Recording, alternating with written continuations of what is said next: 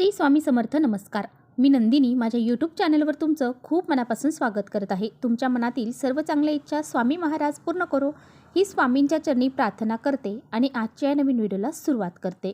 तर पहा, उद्या वार आहे सोमवार आणि दिनांक आहे 13 जानेवारी आणि या दिवशी आलेली आहे भोगी. 13 जानेवारीला भोगीच्या दिवशी शाकंभरी पौर्णिमा देखील आलेली आहे. या शाकंभरी पौर्णिमेला पौष पौर्णिमा असंही म्हटलं जातं. त्यावेळेस सूर्य एका राशीतून दुसऱ्या राशीमध्ये प्रवेश करतो, म्हणजेच मकर राशीमध्ये प्रवेश करतो. त्या दिवशी मकर संक्रांती हा सण साजरा केला जातो. संक्रांत हा सण 3 दिवसाचा असतो. आदल्या दिवशी असते ती म्हणजे भोगी आणि त्यानंतर दुसऱ्या दिवशी असते ती म्हणजे मकर संक्रांत आणि मकर संक्रांतीच्या दुसऱ्या दिवशी असतो ते म्हणजे किंक्रात. तर असा हा 3 दिवसांचा सण हा मकर संक्रांत म्हणून साजरा केला जातो.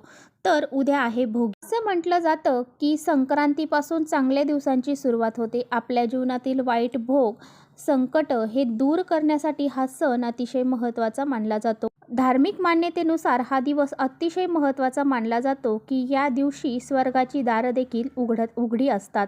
म्हणूनच या दिवशी केलेले पुण्य, दान, उपाय हे इतर दिवसांपेक्षा अधिक फलदायी ठरत असतात आणि म्हणूनच या दिवशी काही प्रभावी उपाय जर आपण केले तर त्याचे पुण्य फळ देखील आपल्याला प्राप्त होते.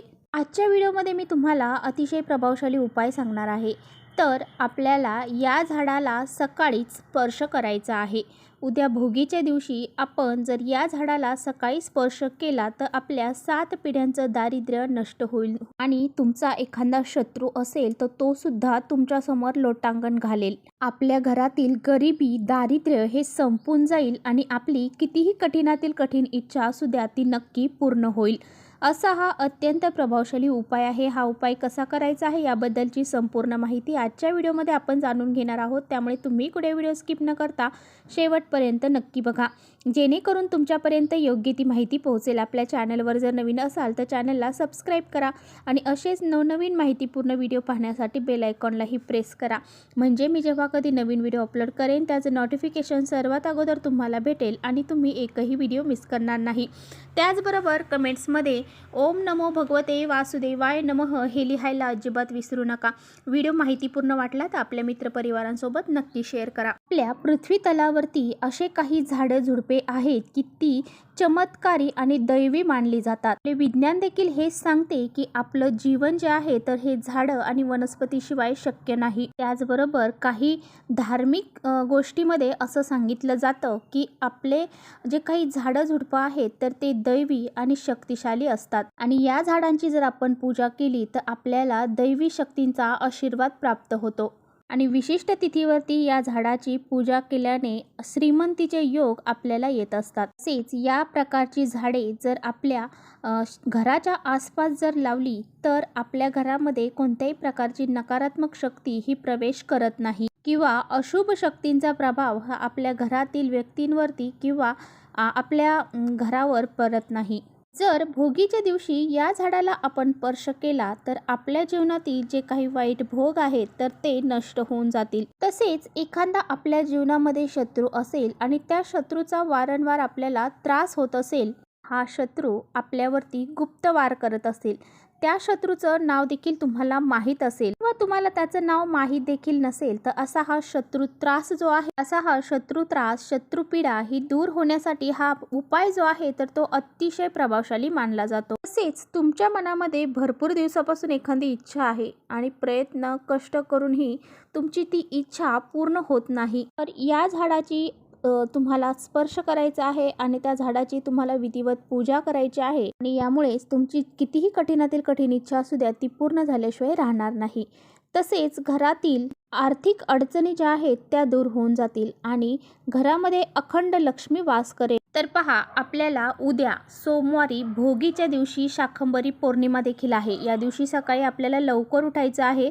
लवकर उठल्यानंतर पहिल्यांदा तुम्हाला स्नान करायला जायचं आहे. या अंघोळीच्या पाण्यामध्ये तुम्हाला थोडेसे पांढरे तीळ जे आहेत तर ते टाकायचे आहेत, थोडीशी हळद टाकायची आहे आणि या पाण्याने तुम्हाला अंघोळ ही करायची आहे. असं अभंग स्नान जर तुम्ही केलं तर आपल्यातील जी नकारात्मकता आहे, वाईट भोग जे आहेत तर ते नष्ट होतात. नंतर आपल्या देवघरातील देवांची पूजा करून घ्यायची आहे. ज्यावेळेस तुम्ही देवांना स्नान घालणार आहात त्यावेळेस त्या पाण्यामध्ये देखील तुम्हाला थोडेसे पांढरे तीळ हे टाकायचे आहेत. तर पहा, तुम्हाला काय करायचं आहे, एक तांब्याचा कलश भरून घ्यायचा आहे. त्यामध्ये थोडेसे पांढरे तीळ टाकायचे आहेत.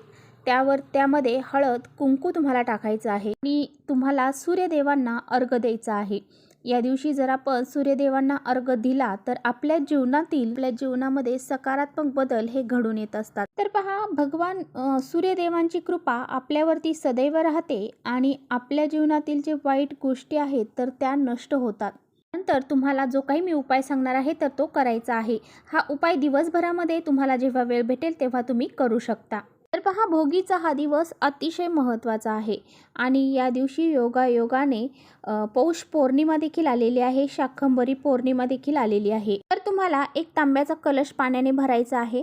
त्यामध्ये हळद, कुंकू तुम्हाला टाकायचं आहे, थोडंसं कच्चं दूध तुम्हाला टाकायचं आहे आणि हा भरलेला तांब्याचा कलश घेऊन तुम्हाला लाजाळूच्या झाडापाशी, आता लाजाळूचं झाड हे सर्वांना माहीत आहे, बऱ्याच जणांच्या घरी हे लाजाळूचं झाड बघायला देखील मिळतं. हे झाडाची जी पानं आहेत तर त्यांना जर आपण स्पर्श केला की ते आपोआप मिटायला सुरुवात होते.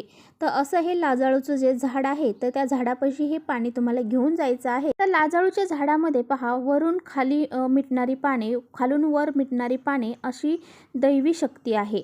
तर ही शक्ती असली तरी सुद्धा आपल्याला या लाजाळूच्या झाडाचे अतिशय फायदे हे आपल्याला बघायला मिळतात.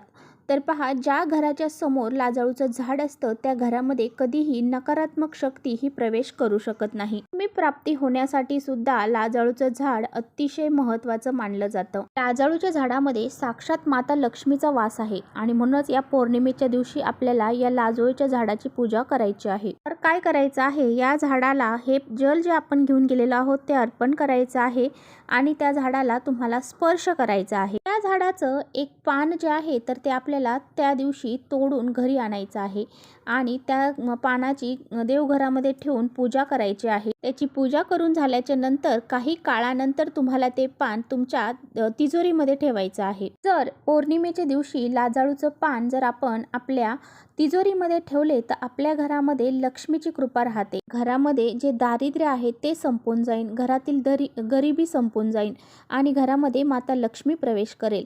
ज्यावेळेस तुम्ही ह्या झाडाला स्पर्श करणार आहात त्यावेळी तुमच्या मनामध्ये एखादी इच्छा असेल तर ती इच्छा देखील तुम्हाला व्यक्त करायची आहे. पहा, यानंतरचे पुढचे झाड आहे ते म्हणजे बेलाचे झाड. शाकंभरी पौर्णिमा ही सोमवारच्या दिवशी आलेली आहे, त्यामुळे या सोमवारचं महत्त्व अधिकच वाढलेलं आहे. आपल्याला तांब्याचा कलश पाण्याने स्वच्छ भरून घ्यायचा आहे. या पाण्यामध्ये थोडेसे काळे तीळ टाकायचे आहेत, गाईचं थोडंसं कच्चं दूध तुम्हाला टाकायचं आहे, शुद्ध गाईच्या तुपाचा दिवा घ्यायचा आहे. हे दोन्ही वस्तू घेऊन तुम्हाला बेलाच्या झाडाखाली जायचं आहे. आता बेलाच्या झाडाखाली गेल्यानंतर सर्वात अगोदर तुम्हाला हे गाईच्या तुपाचा दिवा जो घेऊन गेलेला आहात तो प्रज्वलित करायचा आहे. त्यानंतर या झाडाला जे पाणी तुम्ही घेऊन गेलेला आहात ते अर्पण करायचं आहे आणि तिथेच झाडाला स्पर्श करून त्या झाडाखाली बसायचं आहे आणि तिथे 108 वेळा ओम नमः शिवाय, ओम नमः शिवाय हे 108 वेळा तुम्हाला जप करायचा आहे आणि त्या झाडाला स्पर्श करून आपल्या मनातील जी काही इच्छा आहे तर ती तुम्हाला व्यक्त करायची आहे. तर अशा पद्धतीने हे जे 2 झाडं आहेत तर या 2 झाडांना तुम्हाला ज्या झाडाला स्पर्श करणं शक्य होईल त्या झाडाला तुम्ही नक्की स्पर्श करा आणि अशा पद्धतीने जे काही तुमच्या इच्छा आहेत तर त्या व्यक्त करा. तुमची इच्छा ही नक्कीच पूर्ण होईल, कारण भोगीच्या दिवशी असं करणे याला खूप महत्त्व दिलं जातं आणि या झाडांना स्पर्श करणे तर खूप महत्त्वाचं मानलं जातं. तर चला, इथेच थांबवते. माझा व्हिडिओ आवडला असेल तर नक्की लाईक करा. चॅनलवर नवीन असाल तर चॅनलला सबस्क्राईब करा. परत भेटूया अशाच छानशा व्हिडिओसोबत. तोपर्यंत श्री स्वामी समर्थ.